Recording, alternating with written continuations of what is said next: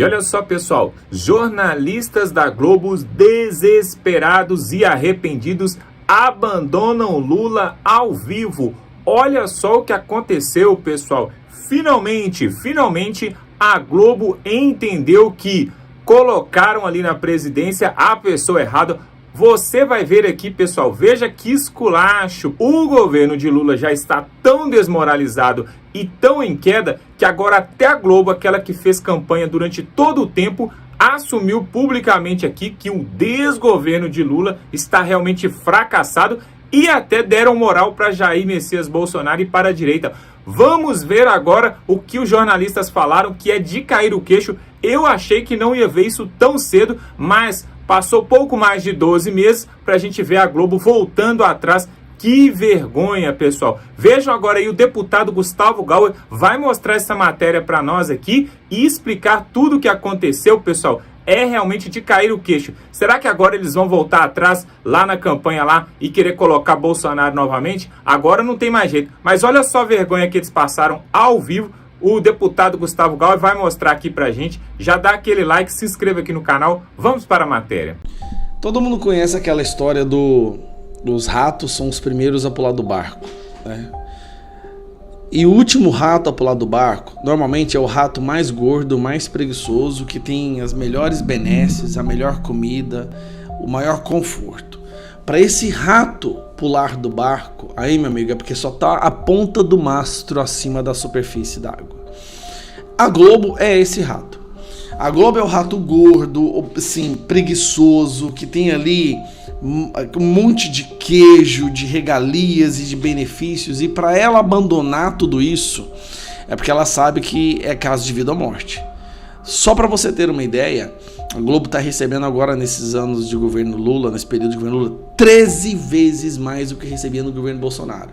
Sem falar, obviamente, o alinhamento ideológico que tem entre os jornalistas da Globo e a esquerda autoritária, totalitária, sanguinária que existe no Brasil e no mundo inteiro.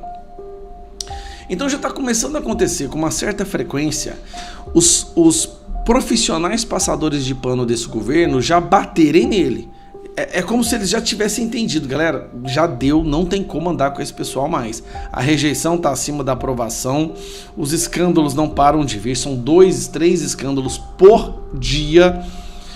Então a gente percebe que o pessoal da Globo, que são os passadores de pano profissionais, abandonando. Esse trecho aqui é 4 minutos dessa senhora, que eu faço questão de lembrar o nome dela, batendo no pessoal do PT por conta de tudo que eles estão fazendo. É uma coisa linda de se ver, dá uma olhada. Eu não sei se vocês estão enxergando a mesma coisa, mas um governo muito perdido, Mônica, mas bastante perdido mesmo. Então você tem uma parte do governo que está encastelada, e essa foi uma expressão que você usou, uma outra parte do governo que está ensimesmado, ou seja, cuidando das coisas ali, né, numa entropia. Nesse caso, ensimesmado, eles estão mais preocupados em roubar do que realmente trabalhar, né? Mas é a PT. Voltado para dentro e cometendo erros. Cometer erro agora, em que o governo não vai sustentar, exibir índices olímpicos de popularidade, porque a gente está num momento de divisão, etc e tal, aí é outra história. Por isso que eu chamei de encastelar. Quais erros seriam esses, será? Não sei. Yanomamis batendo recorde de morte, desmatamento batendo recorde, feminicídio batendo recorde, demitindo as mulheres do governo, apoiando o Hamas, criticando Israel, apoiando a Rússia, se aliando com narcoditadores do mundo inteiro, passando pano para essa ditadura da Venezuela, que o mundo inteiro já percebeu que é uma ditadura. Porque são tantos erros que eu já não sei o que ela está falando. Como se ele estivesse meio inacessível.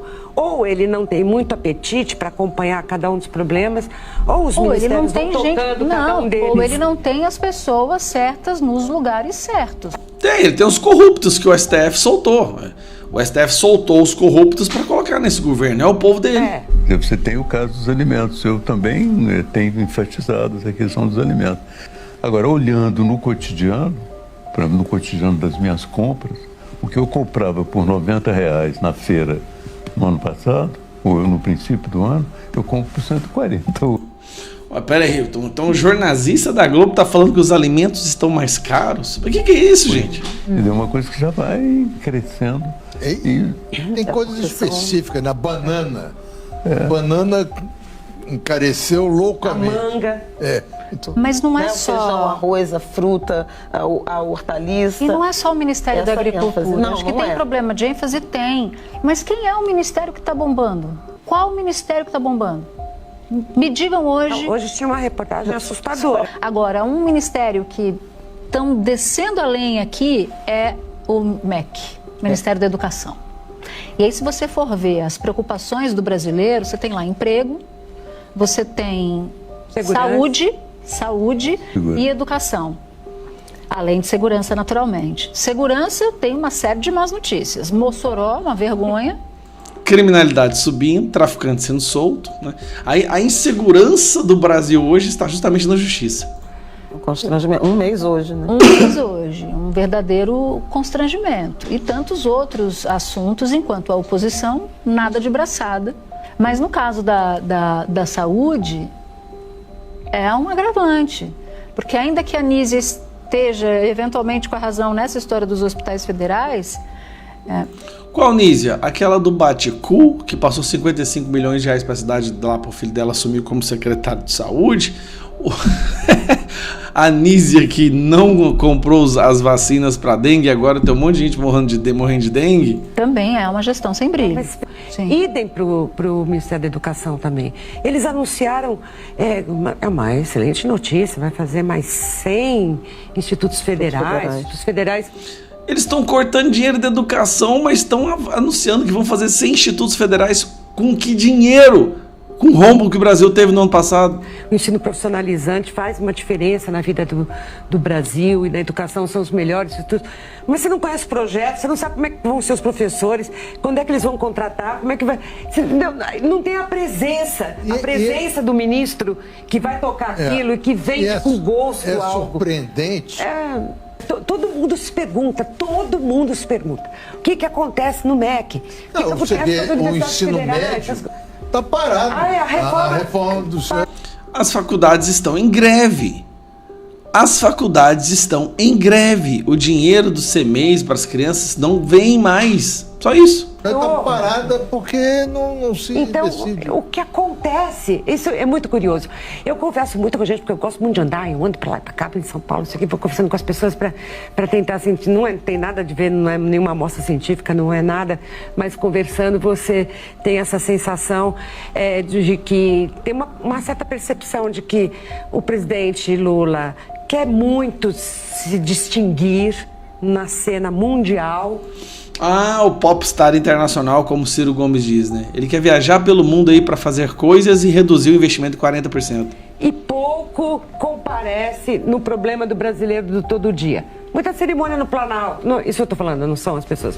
Muita cerimônia no Planalto, muito lançamento, muito discurso grandiloquente, que parece uma espuma, entendeu? Aí de repente aquilo murcha, no dia seguinte tem outro lançamento. Porque a verdade é que essa direita também preenche todos os espaços. Ela todos os dias tem algum tipo de ataque ao que a gente pensava que já era conquista civilizatória. Entendeu? É todo dia você tem no Congresso, numa liderança, nas redes sociais, alguém dizendo algum absurdo ou propondo algo inconsistente, algo que puxa a gente para trás. Então, se você tem um antagonista desta direita, que também não faz o enfrentamento, não ocupa o espaço, eles ocuparão o espaço reacionário porque estão em projeto, em campanha constante. Olha só, rapaz, poucas vezes na minha vida eu vi um pouco de bom senso. Porque assim, eu já vi um jornalista falar uma coisa contra o Lula, outro, mas ali tá falando... O que a gente viu ali foi um frenesi de jornalistas batendo no Lula. Mas coisa, trabalharam tanto para eleger esse ladrão, trabalharam tanto. E agora estão aí reclamando que o cara não faz nada. Um abraço. E para nossa alegria, pessoal, ainda temos jornalistas que falam realmente a verdade, que não tem rabo preso, que não estão culiados com o sistema, como, por exemplo, o Ernesto Lacombe. Você vai ver aqui agora o que o Ernesto Lacombe falou, pessoal. Esse jornalista que não tem compromisso com a mentira, nem com políticos de esquerda, que são moralistas ali, mas que na verdade não fazem o que falam. Você vai ver agora Olha o que o Ernesto Lacombe falou sobre Lula, sobre esse governo e sobre o futuro do país. Voltamos logo em seguida. Não foi uma pesquisa só que apontou que a maior parte dos brasileiros está insatisfeita com o Lula. Foram 3 pesquisas. Genial Quest, Atlas Intel e IPEC, o antigo Ibope. E está difícil até para a assessoria de imprensa do governo na velha mídia encontrar um jeito de elogiar o petista. Ontem o Estado de São Paulo publicou um editorial com o seguinte título: Pesquisas refletem mediocridade de Lula. Cresce sensação de que governo entrega pouco enquanto Lula aprofunda divisões. O texto é muito claro quando diz que, ao mesmo tempo que tem enorme dificuldade de conquistar os eleitores que o rejeitaram em 2022, Lula começa a enfrentar problemas também para satisfazer os eleitores que, em geral, o apoiam. O Estadão finalmente assume que a natureza do petista é essencialmente autoritária.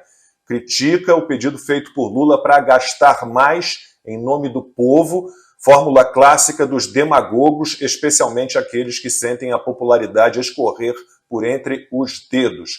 E resume em uma palavra o terceiro mandato dele: medíocre. Também no Estadão de ontem, a Eliane Cantanhede escreveu que Lula parece ou finge não ver, mas as coisas estão desandando. Ela diz que o petista está sempre mal-humorado e faz declarações recheadas de erros, não só de comunicação, mas de informação e compreensão do mundo. E tem mais. Após relativizar a democracia, agora avaliza a lisura das eleições convocadas por Nicolás Maduro, enquanto se cala sobre Alexei Navalny, assassinado por Vladimir Putin, e até sobre a dengue. Fala o que não deve e cala sobre o que deve. E segue a Cantanhede. Lula exercita seu velho populismo e defende mais gastos, quando o principal problema é exatamente o equilíbrio fiscal. Lula só quer gastar, sua base petista acha lindo, mas a realidade grita.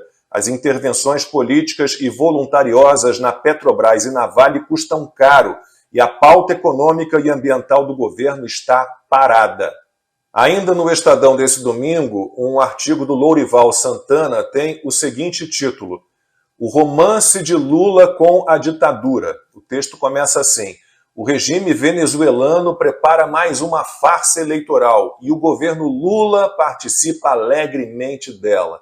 E continua: Lula tem longa história de interferência nos assuntos venezuelanos, ao lado do autoritarismo e da corrupção do regime chavista. Mas, durante a campanha eleitoral de 2022, era proibido falar disso. Em outro editorial, o Estadão fala da austeridade fiscal de mentirinha do Lula. Enquanto a discussão das contas públicas não deixarem o terreno da contabilidade da carochinha e seus efeitos fantasiosos, e passarem a se concentrar nos resultados práticos de uma política fiscal responsável, não haverá uma forma segura de financiar políticas públicas sem afundar o país em dívidas impagáveis. No O Globo, o Hélio Gaspari reconheceu os problemas, mas deu uma aliviada para o Lula, apesar do título da coluna dele: O lulopetismo tem um problema, Lula 3.0. A Folha de São Paulo fez editorial ontem apontando que, com o petista, a Petrobras está de novo em risco. O título é Petrobras mais incerta. Mudança na política de dividendos é mais um sinal de ingerência do Planalto na gestão da empresa. E o texto termina com a seguinte frase: acumulam-se pressões políticas capazes de degradar a gestão da gigante estatal. O Estadão de hoje tem mais um artigo sobre o amor do Lula pelas ditaduras. O título é A Deriva Autoritária. O texto fala da farsa que foi o discurso na campanha de 2022 de que o petista e seu partido representavam uma ampla frente democrática. E ainda lembra a cruzada antissemita do Lula. A Folha de hoje tem mais um artigo sobre o absurdo apoio do petista ao ditador Nicolás Maduro. O título é Lula, o lambe-botas. E o texto termina assim: Lula posa de arauto global da democracia e dos direitos humanos, mas há tempos é lambe-botas de ditaduras. E a Gazeta do Povo, o melhor jornal do país, publicou hoje a seguinte matéria: o que dizem os economistas liberais que fizeram o L em 2022?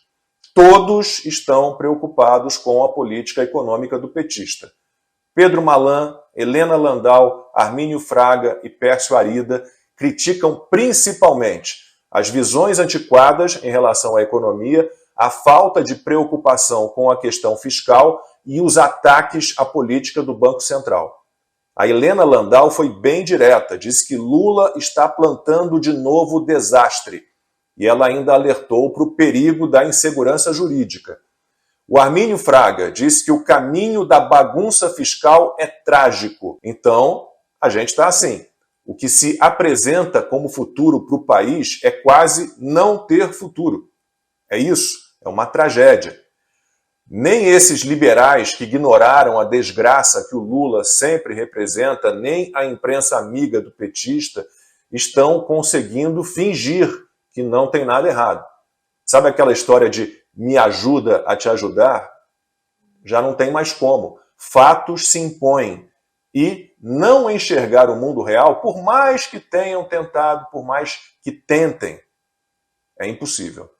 Pois é, pessoal, você viu aí, não adianta. Agora, pessoal, como outros diziam, né? É só fazer o L, agora pode chorar. Por quê? Quando era para eles ouvirem, né, ali os economistas, aqueles que estavam fazendo previsões econômicas futuras, falando que realmente o Brasil viraria uma Venezuela e uma Argentina em pouco tempo, não quiseram dar ouvidos. Mas agora que eles estão vendo que com certeza a Globo vai fazer cortes e a cabeça de alguns jornalistas vão rodar ali, preço dos alimentos subindo, a violência aumentando, o desemprego aumentando. Agora, pessoal, está escancarada a verdade. Jair Messias Bolsonaro tinha razão, Paulo Guedes tinha razão, mas agora vai ter que engolir, vai ter que esperar por mais 3 anos ainda para acabar esse mandato aí do Lula e para vermos o que vai acontecer. Que vergonha, que papelão, esses jornalistas, né? Jornalistas ali da Globo News que fizeram campanha, piquete eleitoral durante tanto tempo pro Lula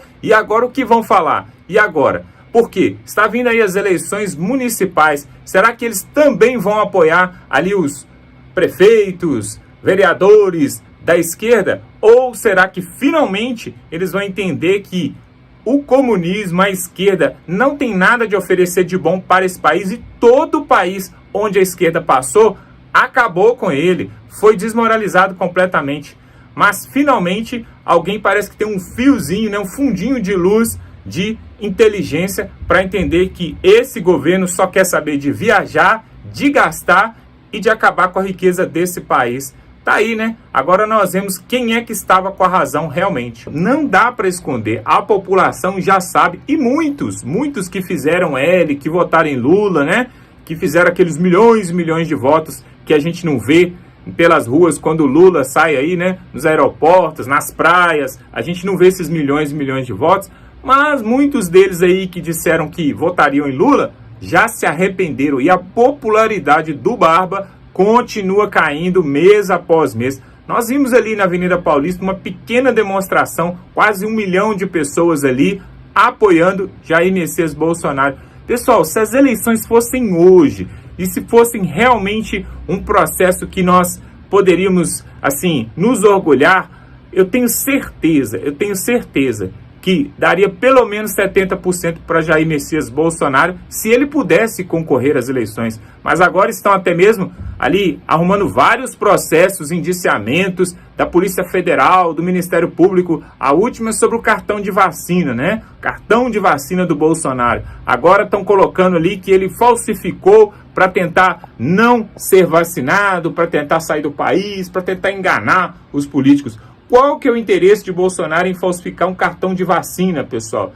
E ali o Cid, né, o Mauro Cid, está falando ali coisa com coisa e está metendo os pés pelas mãos ali em suas delações, né? Bom, vamos ver o que vai dar. O certo é que se colocarem Jair Bolsonaro na prisão, esse país vai acontecer uma grande confusão. Por quê? O povo não vai aceitar. O povo realmente não vai aceitar uma pessoa honesta de bem e que não tem nenhum crime nas suas costas sendo preso de forma injusta. Bom, já soltaram Lula, já colocaram ele como presidente e já colocaram Bolsonaro como inelegível. Será que agora a última cartada seria mesmo prender Jair Messias Bolsonaro? Isso é mesmo absurdo, né? Nós ainda acreditamos que há justiça nesse país e que não chegará a esse ponto. Coloca aqui nos comentários o que você acha desse depoimento aí do Ernesto Lacombe e também dos jornalistas ali da Globo, se eles arrependeram tarde demais ou se ainda há tempo. E também, se você não se inscreveu, se inscreva agora aqui nesse canal, clique no botão vermelho para ver outros vídeos como esse. Pega o link desse vídeo aqui que está na descrição, nos comentários, distribui ali nos grupos de WhatsApp, no grupo da família e dá um like nesse vídeo para outras pessoas também terem acesso e tamo junto.